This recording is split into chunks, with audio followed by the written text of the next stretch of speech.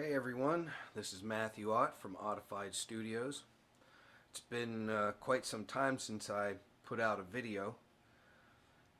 I got a new digital video camera. It is the Zoom Q2N 4K.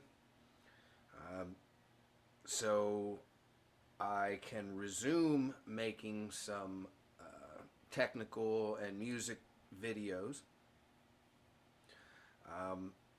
What I am going to be introducing today is how I route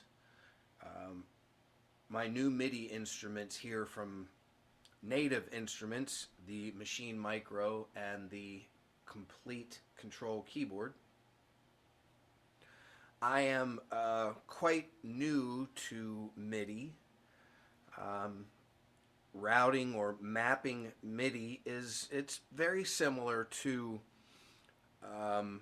figuring out routing in, say, the digital board or even in a computer. However, it's almost like comparing how a Windows operating system works as opposed to a Mac operating system. There's different rules and things like that that come into play with these in terms of routing that posed quite a few issues for me. I'm about a month and a half into this, and I have I think I exhausted about all of my options in terms of figuring out how to route these new MIDI instruments into my system according to what I need, not just from the perspective of needing this to be simpler for me because I am a noob at this yet, but I also I run an operation here with this board that's a little bit more complicated than most. I do a lot of live recording while I do live sound. And since this is the only board that I'm using, it's the only computer that I'm using, and these MIDI instruments have to be run with the computer. They don't have actual MIDI ins and outs where I'd actually be able to connect them with a MIDI cable and jumper them and run it right to the board like I would prefer. I'm pretty sure the reason for this is because they are not all-in-one controllers, meaning that the software, they aren't computers unto themselves. They don't have the software information contained inside of them. They must access it through the computer, and thus the signal pathway must come from the computer. So what I've come to find out is that most of your MIDI work, recordings and things of that nature, is done directly from the MIDI instrument to the recording program. Now, what I've run into is that there's a lot of these MIDI instruments, for whatever reasons, have more proprietary parts to their software that work in conjunction with certain DAWs more than others. Either that or just the way these DAW softwares are designed, they're just a little bit more difficult in their communication processes. So a lot more mapping has to be done. That kind of seems to be the issue with REAPER. REAPER is a more involved DAW than a lot of the other ones. So the mapping involved in something like this was over my head for right now, let's put it that way. But to wrap this up, for all intents and purposes, all I really needed is the final mix, so to speak, the final master send to come from these MIDI instruments, get processed through the computer and sent right to the board. And that's essentially how I have it set up, where there isn't even much of MIDI mapping going on at all. I don't even have to set up the board to recognize a MIDI signal and all that. That's taken care of through the X Live card in the back. That's what the computer is plugged into. The X Live card is quite an interesting addition to this X32 board. I can actually record directly to the board internally to SD cards, the two individual 32 gig SD cards, and all of the inputs can be recorded right to it, 32 track capability. That's the easiest way to do what is called a virtual sound check. But for all intents and purposes, to record inside the board, you don't quite, well, you definitely don't have near the, how should I put it, the workability and the control over your recordings that you do with a DAW. Now, I do know that the recordings that are done internally on this board can be exported to a DAW, but I haven't quite got that far yet. But for all intents and purposes, to eliminate that particular step, I have it set up that it'll record right out of here into the DAW. It will also be able to send separate signals for a live sound, or a live feed, for streaming, all at the same time.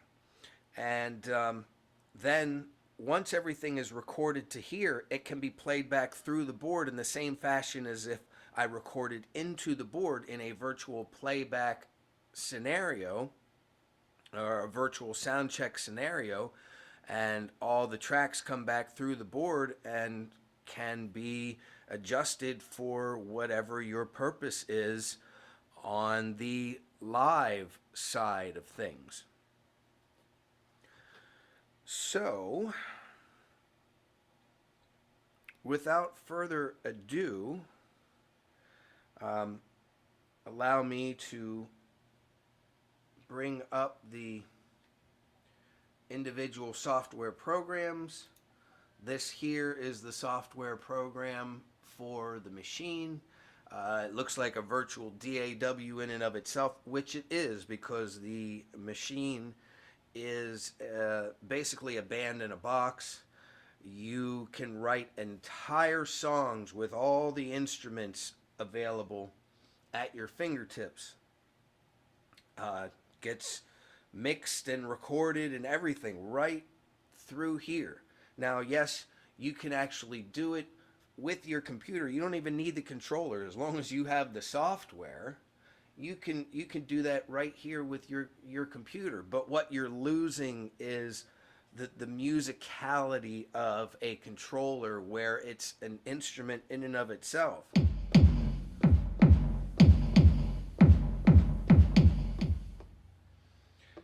And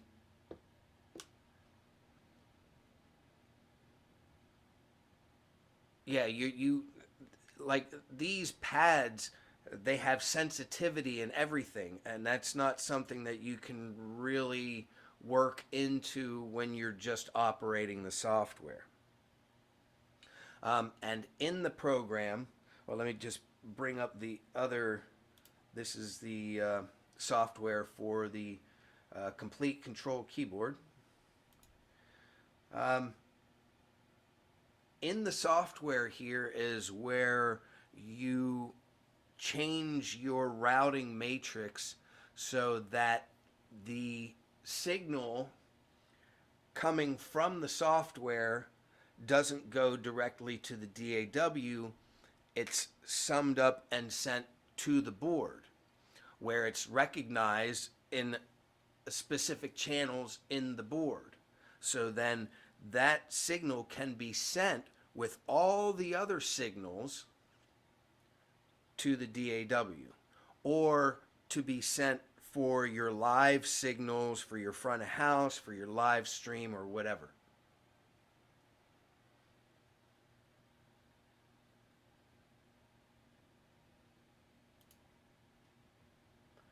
So now what I'm going to do is I'm going to do a quick performance sample that's going to feature both of these MIDI controllers, my electronic drum kit and my acoustic kit. Throw something together here real quick and be able to show you what it looks like recorded onto the Reaper program and then played back through the board in a virtual sound check. Now I have to make sure that the board here is set into its record mode. Everything here is armed and ready. All I should have to do is hit record and we're off to the races.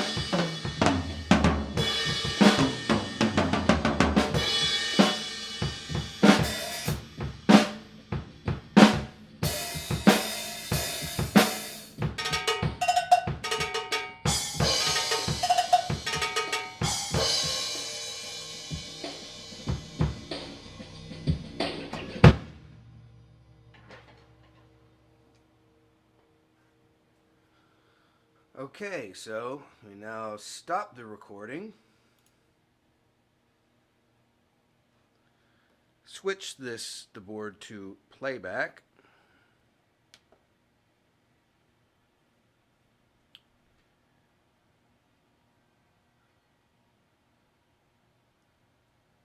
We will hit play.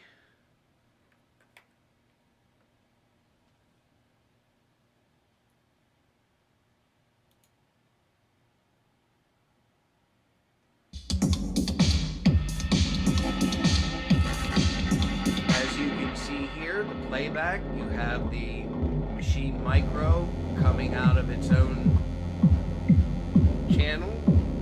There's the Komplete Kontrol keyboard coming through its own channel. You can see them in their respective channels over here in the DAW. And as you can see over here, you'll hear me take the keyboard out of the mix. There it goes. I'm going to do the same thing with the micro.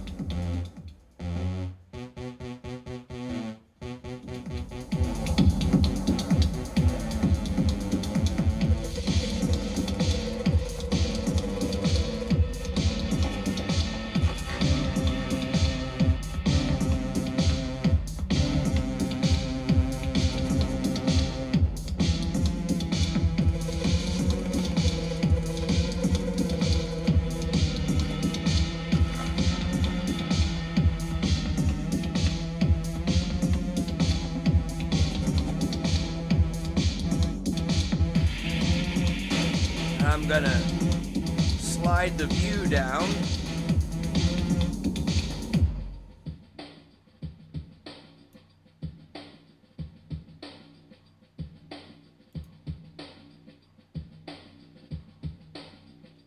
And there you can see the signal coming through on the DTX, which is the electronic drum kit.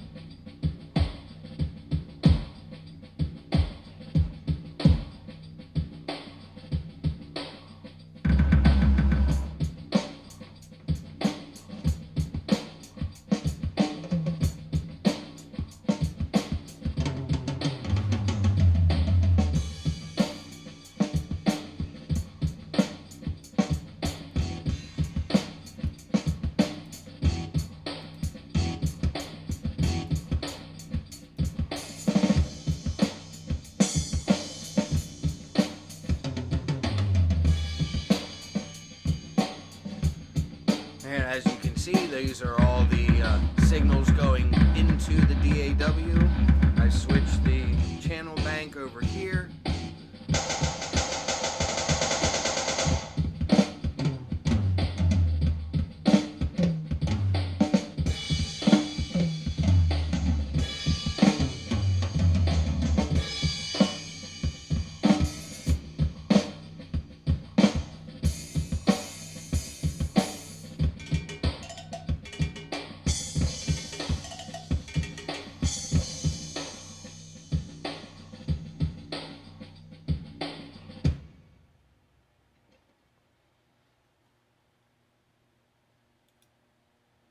Well, and there you have it, folks.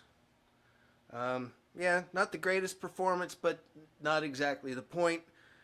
You can certainly see how everything is working in conjunction with one another, and can be virtually sound checked